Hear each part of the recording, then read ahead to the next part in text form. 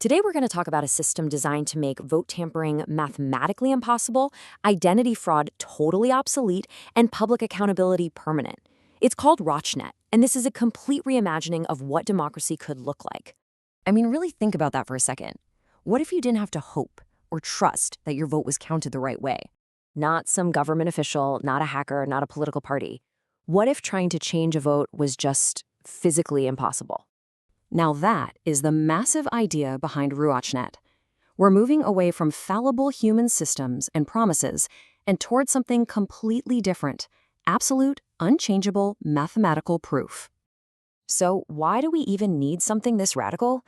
Well, it's because our current election systems, even the best ones in the world, are all built on one single, kind of fragile idea: centralization. Just think about it.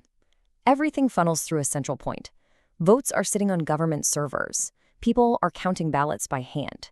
Voter lists are controlled by a single institution.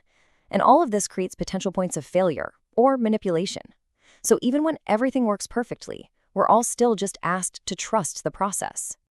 And this right here, this is the core philosophical shift.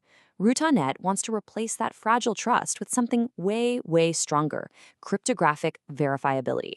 The idea is that instead of just hoping the system is fair, you can actually prove it for yourself. So how in the world does it actually do that? Well, it replaces the human middlemen and all those closed-door processes with transparent, self-executing code that literally lives on the blockchain. And the engine behind this automation is something called a smart contract. I absolutely love this analogy here: a digital robot lawyer. It's perfect because that's exactly what it is.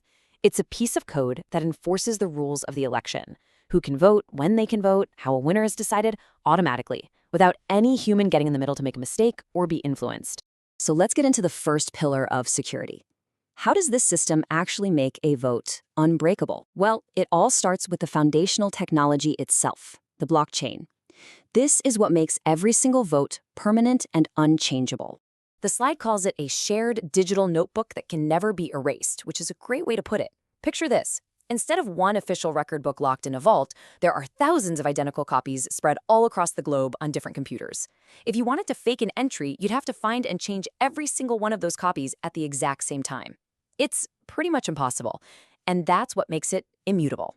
So here's what happens to your vote. It becomes a digital transaction.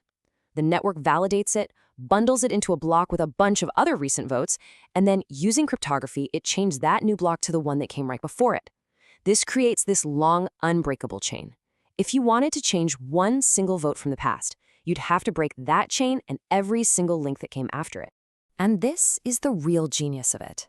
The security isn't just about clever code, it's about pure economics. To successfully attack this network, you'd need more than half of its total global computing power. We're talking millions upon millions of dollars in hardware and electricity. It's built on the same security that protects Bitcoin. It's not just hard to cheat, it's designed to be absurdly, suicidally expensive to even try. Okay, so we've established the votes themselves are rock solid. But what about the voters, right? How do you guarantee one person, one vote, without building some giant, scary government database of everyone's information?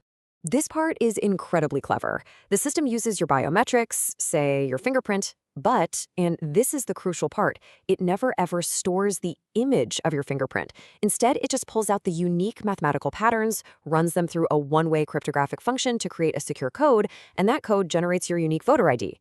It's like turning your fingerprint into a super complex password that not even the system itself can reverse engineer. And right there, that's the privacy promise. No pictures of your face or fingerprint are ever saved. You can't reverse the process to get that data back. There's no big central database to hack into. Your body literally becomes your password, the key to your ballot, but your actual identity remains private and completely under your control. So what happens when you combine these unbreakable votes with these totally private and secure identities? You get something pretty amazing. A system that puts huge parts of our democracy on autopilot. A system that runs on rules, not on rulers. And when you put them side by side, the difference is it's night and day.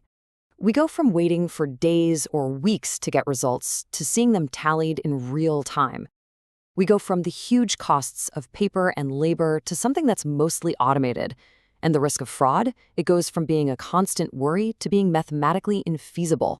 This is a radical upgrade across the board. And it goes way beyond just voting on election day. The entire cycle of governance could be programmed. An election for the end of a term, it happens automatically. A special election because an office is suddenly vacant, triggered automatically.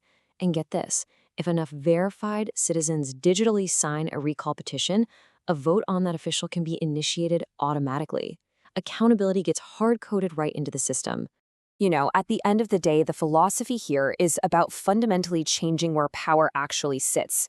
Instead of asking us to just trust our institutions, a system like this is engineered to give citizens direct, verifiable, and permanent control.